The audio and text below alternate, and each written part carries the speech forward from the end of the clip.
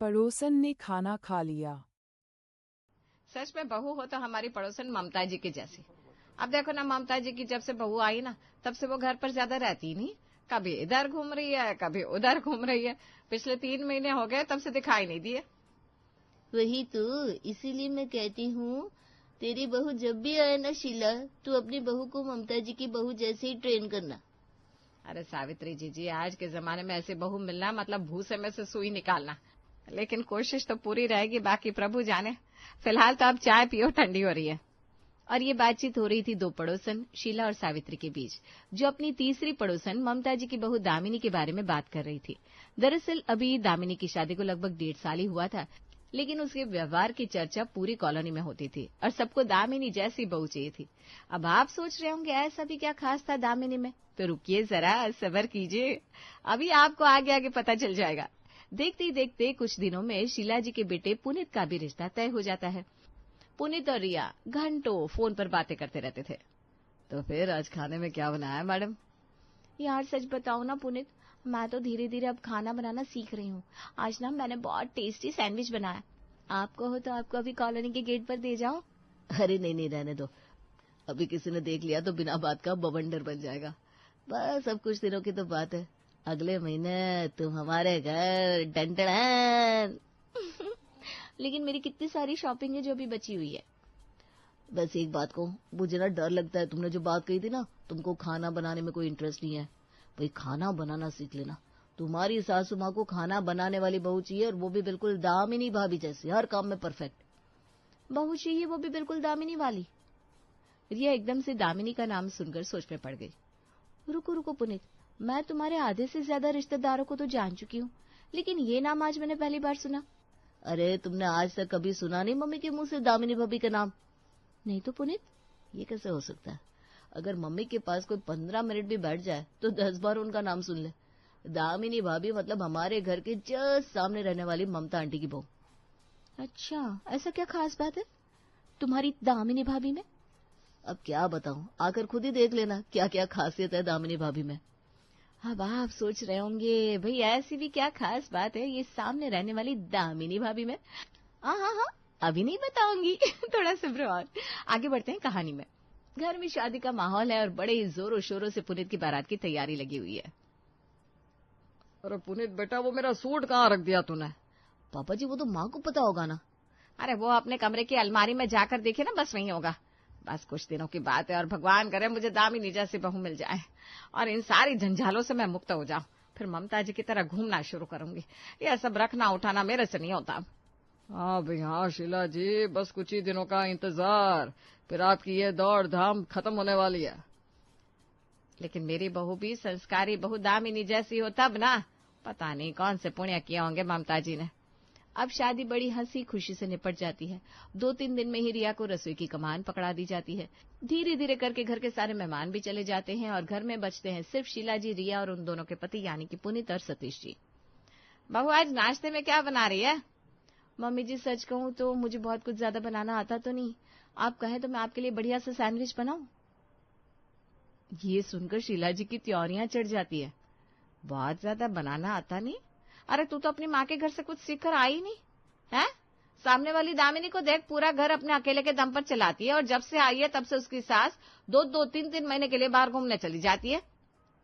चलो कोई बात नहीं, आज नाश्ते में सैंडविच बना ले, अभी तेरे पापा जी और पुनीत को भी दुकान जाना है।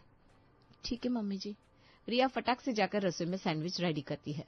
एक काम करती हूँ, पहले एक सैंडविच जरा खुद टेस्ट करती हूँ कि टेस्ट तो ठीक है, फिर उन लोगों के लिए ले जाऊंगी। कहीं कुछ कम ज्यादा हुआ तो कम से कम एक सुधार की गुंजाइश तो रहनी चाहिए। वाह रिया, क्या दिमाग पाया है तूने। रिया जल्दी से एक सैंडविच बनाकर खुद टेस्ट करने लगती है, तभी पीछे से आवाज आती है। अरे सत्यानाश हो बहू तुम्हारा, ये क्या कर रही हो तुम? पति और ससुर को खिलाने से पहले तुमने खुद ही खा लिया। सास की आवाज सुनकर रिया सकपका जाती है और सैंडविच की प्लेट वहीं उसके हाथ से नीचे छूट जाती है। ये हुआ सत्यानाश पर सवा सत्यानाश। अब फर्श की सफाई और करो। मम्मी जी मैं अभी कर देती हूँ, वो मैं बस जरा टेस्ट करके देख रही थी कि सैंडविच ठीक तो बना है ना, जिससे फिर मैं आप लोगों को अच्छे से सर्व कर सकूं। अरे बहू, सबको खिलाने से पहले ही तुम खुद ही खाने लगी। हे प्रभु भगवान भोलेनाथ, ये ऐसी बहू मुझे ही देनी थी क्या? चलो अब जो हुआ सो हुआ, फटाफट से पहले यह फर्श की सफाई करो और फिर हम सबके लिए बढ़िया सी नाश्ते की प्लेट लगाओ। ठीक है मम्मी जी, अभी लगाती हूँ। रिया फटाफट से सबके लिए सैंडविच बनाकर थाली में लगा देती है। रिया इशारे से नितिन से पूछती है कि कैसा बना है। नितिन इशारे में बढ़िया बना है ये इशारा करता है, लेकिन उसे ऐसा करते हुए शीला जी देख लेती हैं। हाँ हाँ ठीक बना है, जाओ मेरे लिए जरा 2 और सैंडविच ले आओ। देखते ही देखते एक एक करके तीनों लोग सारे सैंडविच चट कर जाते हैं और फिर आखिर में रह जाती है प्यारी सी भोली सी नई नवेली दुल्हन रिया। और अब ये सैंडविच का बैटर तो खत्म हो गया, अब क्या बनाऊं? चलो 1-2 ब्रेड खाकर ही काम चला लेती हूँ। रिया 1 कप चाय बनाकर उसके साथ ब्रेड को खाकर अपनी भूख को शांत करती है। थोड़ी देर बाद शीला जी रिया को आवाज लगाती है। रिया बहू, आज खाने में क्या बनाने का प्लान है? जो आप कहे मम्मी जी वही बना लूंगी। वैसे मुझे बहुत ज्यादा कुछ तो नहीं आता, लेकिन आप कहे तो दाल चावल और रोटी बना लूं। शीला जी मुंह बनाती है, फिर कुछ देर के लिए चुप हो जाती है और कुछ सोचने लगती है। मम्मी कसम से अब तुम्हारी बहुत याद आ रही है। मैंने खाना बनाना क्यों नहीं सीखा? ये मेरी सास तो तीनों टाइम कोर्ट की पेशी के जैसे खड़ा कर देती है और फिर ऐसा फील करवाती है मैंने न जाने कितना बड़ा क्राइम कर दिया। बहू जो भी बना रही है शांति से खा ले शीला, ज्यादा चू चपड़ की तो ये भी बंद हो जाएगा और फिर ममता जी की तरह बाहर आराम से घूमना भी तो है। तो बहू को बनाने दे, जैसा भी बना रही है धीरे धीरे सीख जाएगी। तभी रिया जोर से शीला जी को हिलाती है। मम्मी जी क्या हुआ? नहीं कुछ नहीं बहू, तुझे जो आता है बना ले। ठीक है मम्मी जी, मैं बस अभी फटाफट से बना लेती हूँ, मुझे अच्छे से बनाना आता है वो।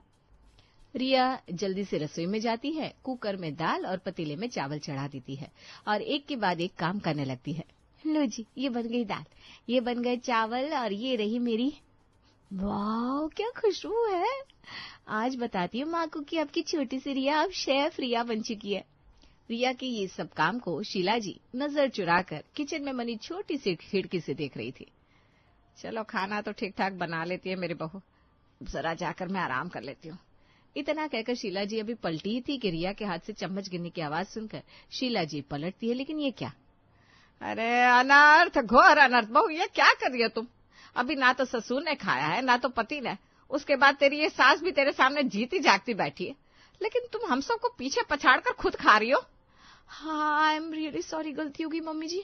मुझे भूख लगी थी, मैंने सुबह ठीक से नाश्ता नहीं किया था ना, तो सोचा थोड़ा सा दाल चावल खा लूं। अरे कुछ तो सीख ले बहू अपनी पड़ोसन दामिनी से, वो अपने पति के बिना खाना तो दूर, खाने के बारे में सोच भी नहीं सकती। अरे कुछ सीख उससे, आज के जमाने में ऐसी पतिव्रता स्त्री मिलना बड़े ही किस्मत की बात है। अरे हमारी किस्मत ममता जी के जैसे कहा, उनके भाग्य नहीं सौभाग्य खिले हैं जो दामिनी जैसी बहू मिल गई।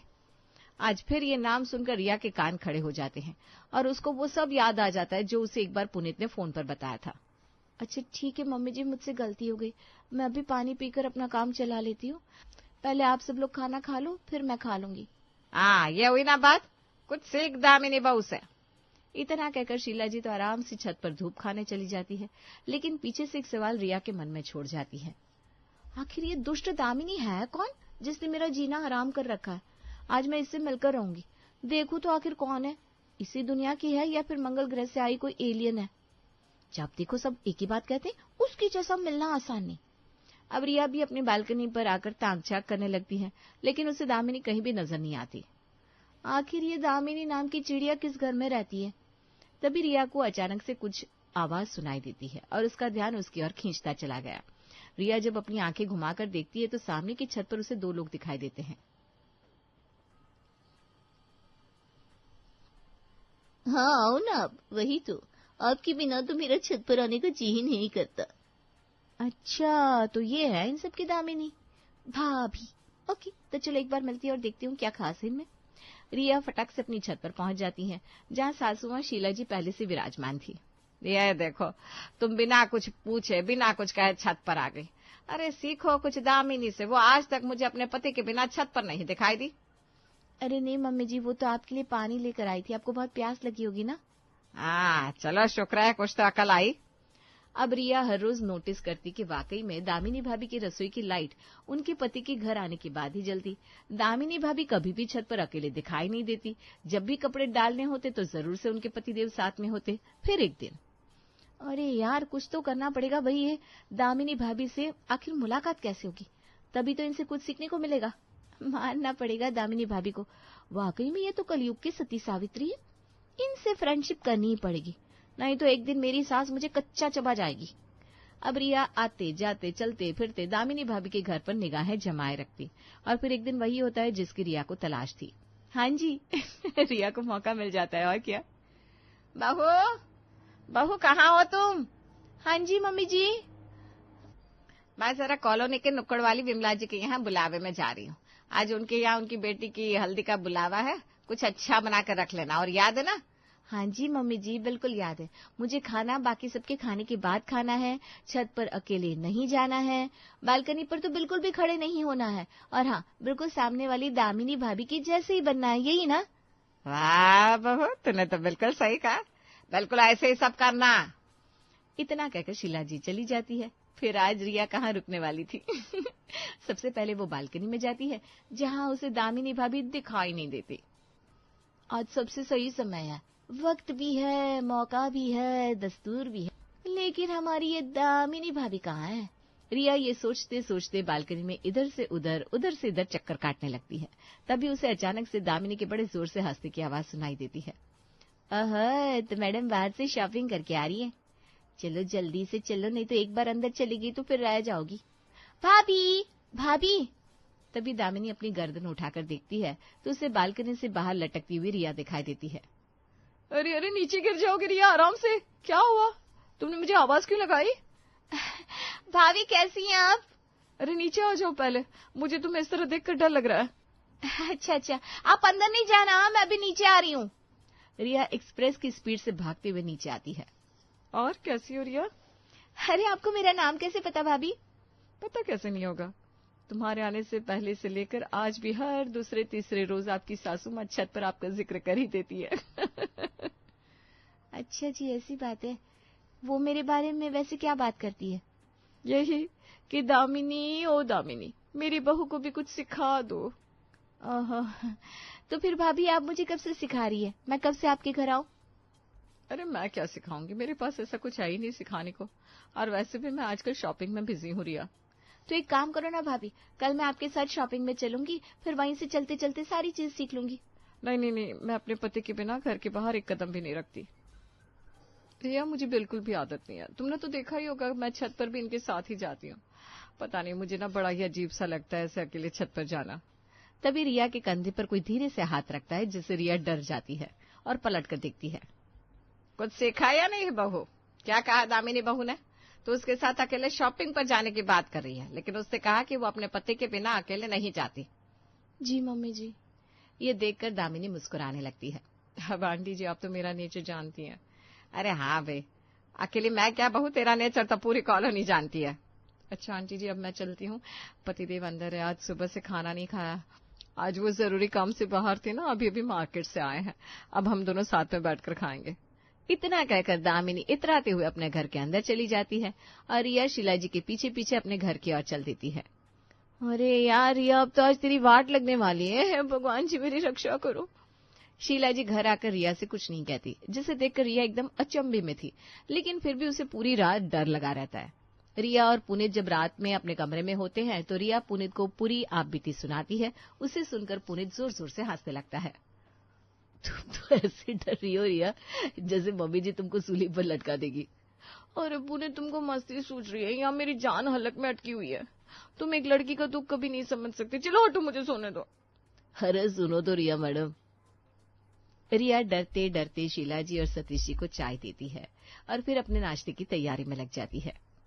बहू, आज खाने में सरसों का साग बना लेना, साथ में मक्के की रोटी भी। आधी ठंड निकल गई, लेकिन एक बार भी नसीब नहीं हुआ। जब हम अकेले बनाते थे तो सब बन जाता था, अब बहू बना रही है तो वो जो बनाएगी वही मिलेगा भाई। नहीं मम्मी जी, मैं बना दूंगी आपके लिए। अच्छा, अभी मैं नहाने जा रही हूँ, सब्जी वाले को आने में देर है, तब तक मैं नहा लेती हूँ, फिर यहीं बाहर से राजू से ताजी ताजी सब्जी ले लूंगी। अब इधर शीला जी नहाने जाती है, इधर रिया अपनी माँ को जल्दी से फोन घुमाती है। आखिर सरसों का साग जो सीखना था। ठीक है मम्मी, ओके ऐसे बनाऊंगी। अच्छा हाँ। अब रिया फोन पर बात कर रही थी, तभी किचन में बनी खिड़की से उसकी निगाह बाहर जाती है। अरे आज ये राजू भैया तो इतने जल्दी आ गए। मम्मी आप फोन रखो, नहीं तो आज अगर ये चले गए तो मेरी सास मुझे सुना कर कान से धुआं उड़ा देंगी। रिया सब्जी वाले को देखकर जल्दी से सब्जी लेने बाहर चली जाती है और बस यहीं रिया से सबसे बड़ी गलती हो जाती है। इसी बीच में शीला जी भी नहाकर बाहर आ जाती है। अरे ये रिया बहू की आवाज तो बाहर से आ रही है। बस फिर क्या था, शीला जी अपनी बहू को बाहर देखकर भड़क जाती है। रिया बहू अंदर आओ। रिया डर की मारे बिना कुछ कहे अंदर आती है, क्योंकि वो समझ चुकी थी उसकी फील्डिंग सेट हो चुकी है। थोड़ी देर में शीला जी सब्जी लेकर अंदर आती है। बहू तुमको दामिनी से कुछ सीखना चाहिए। देखो जरा उसे, कभी देखा है उसे बाहर सब्जी खरीदते हुए? बताओ। वो मम्मी जी, मैंने इसलिए सोचा कि कहीं अगर वो चला गया तो। आओ तुम मेरे साथ आओ। आज मैं तुम्हें खुद ही दामिनी के घर ले चलती हूँ और मिलवाती हूँ उससे, और पूछो अपनी पड़ोसन से कि खाना खाया क्या। शीला जी रिया का हाथ पकड़कर दामिनी के घर ले जाती है और फिर दोनों लोग जो देखते हैं वो छक्के छूट जाते हैं।